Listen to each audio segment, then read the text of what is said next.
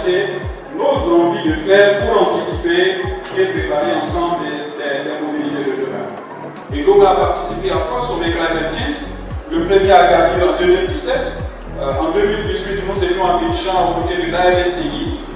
Et en 2019, nous étions à Accra pour le troisième sommet Climate Change. Alors, le travail que nous avons fait, feuille de route, mobilité durable en Côte d'Ivoire, comme Dr Passy l'a dit, l'objectif c'est une émergence bas carbone. Aujourd'hui, la contribution des NDC de la Côte d'Ivoire au niveau des transports devrait atteindre 25% d'ici 2030. Ça veut dire que la part des émissions liées au transport va représenter 25% des émissions, représenterait 25% des émissions au niveau national, tous les secteurs pris en compte. Ça veut dire qu'il y a un travail important à faire sur le secteur des transports si on veut réduire les émissions de gaz à effet de serre en Côte d'Ivoire. L'objectif, c'est que ça soit élaboré par des acteurs non étatiques, ça veut dire les collectivités, les ONG, les organisations de la société civile, la chefferie. Tous ces acteurs non étatiques apportent une vision qui est donc ramenée au niveau de l'État pour dire voici ce que nous voulons comme transport, comme mobilité en Côte d'Ivoire. Nous avons décidé d'amener les acteurs du secteur à pouvoir se réorganiser en fédération. C'est vrai qu'à l'intérieur, ils pourront s'organiser comme ils veulent, mais toutes ces entités, petites entités, vont se regrouper lors de l'Assemblée pour pouvoir élire leur leader et constituer une fédération. Et la mairie de Cocody va avoir comme interlocuteur principal cette fédération. Le maire et son conseil municipal, en tenant compte d'une question de mobilité et donc de fluidité à l'intérieur de Cocody.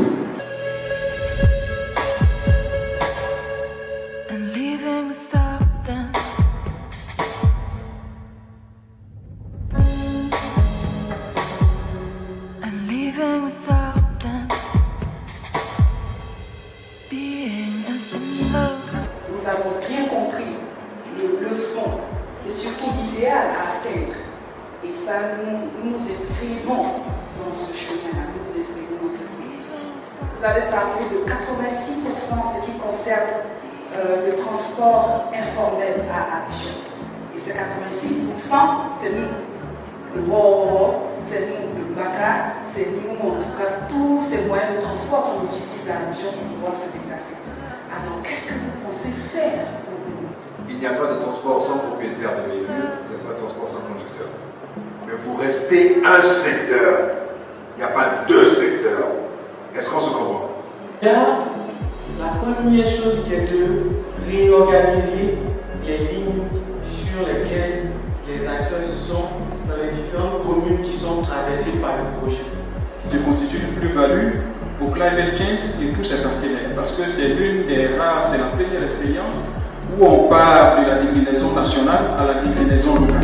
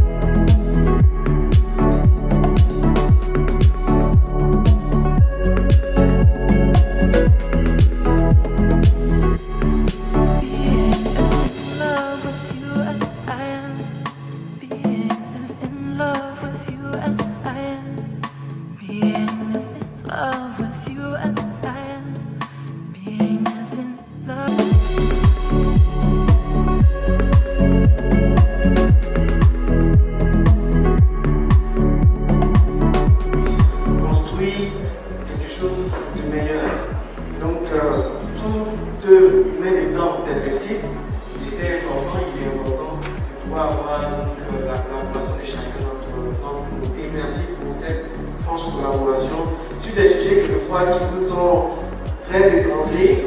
Il faut remercier pour avoir choisi d'autres communes pour cette activité.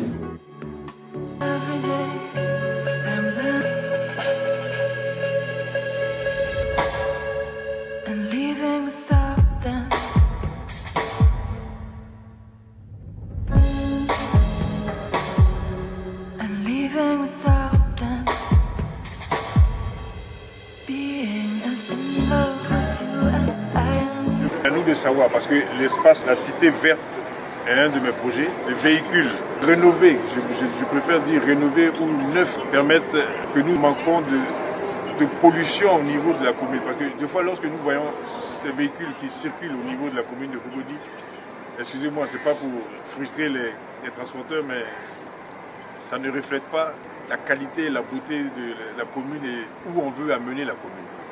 Et tout un chacun verra que le fait d'avoir un véhicule vert qui pollue moins, qui nous permet de préserver la santé de tout un chacun, de tous les administrés, moi je suis partant. On avait déjà commencé à travailler avec la Banque mondiale, avec d'autres organisations. Et le fait que vous soyez là peut renforcer encore notre combat.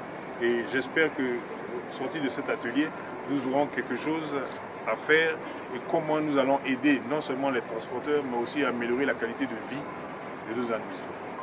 Merci, félicitations. Et nous avons été très heureux de participer à cet événement, à ce premier atelier de l'Observatoire des mobilités africaines. Voilà, c'est très important pour nous. Nous avons été très heureux de partager autour de différents thèmes et aussi travailler dans des ateliers où nous avons restitué un travail.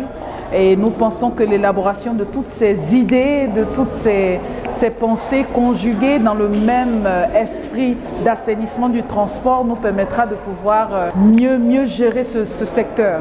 Vraiment, merci à tous et merci beaucoup. Un atelier fort enrichissant pour ma part. Et cet atelier nous a apporté beaucoup d'idées. Nous avons échangé, nous avons partagé nos différentes idées et visions. J'encourage fortement ce genre d'atelier au sein des autres communes, et pour ne pas dire au niveau de la nation ivoirienne, afin que nous puissions avoir non seulement une vision, mais une politique appropriée pour une meilleure mobilité, fluidité, dans un environnement de transport sain. Nous sommes satisfaits du processus et l'atelier a pu répondre effectivement à l'ensemble de nos attentes. Les participants sont restés jusqu'à la fin et ont surtout apporté de très bonnes contributions, nous ont permis également de voir comment orienter et recadrer les ateliers dans les autres collectivités, donc ce qui est un atout majeur. Donc voilà, il est utile et croyons que le processus de la feuille de route tel qu'entamé effectivement est en train d'avoir la participation de toutes les entités et donc c'est un processus qui peut constituer un véritable modèle pour les autres pays. Depuis 2018 que l'OMA porte ce projet, nous sommes contents de voir ce projet se concrétiser. Après la phase de diagnostic qui a permis de mettre à disposition des partenaires nationaux et internationaux le projet de feuille de route de la mobilité durable en Côte d'Ivoire, nous allons maintenant vers l'appropriation et la duplication, pour ne pas dire la traduction locale de cette feuille de route nationale. Aujourd'hui, nous sommes à Cocody. Nous avons eu des éléments pour pouvoir donner les premiers signes, les premiers éléments d'une esquisse de feuille de route locale pour la commune de Cocody. Le vendredi prochain, le 18, nous serons à Bouaké pour faire de même une ville importante, en ce sens qu'il y a un projet de mobilité durable au niveau de Bouaké.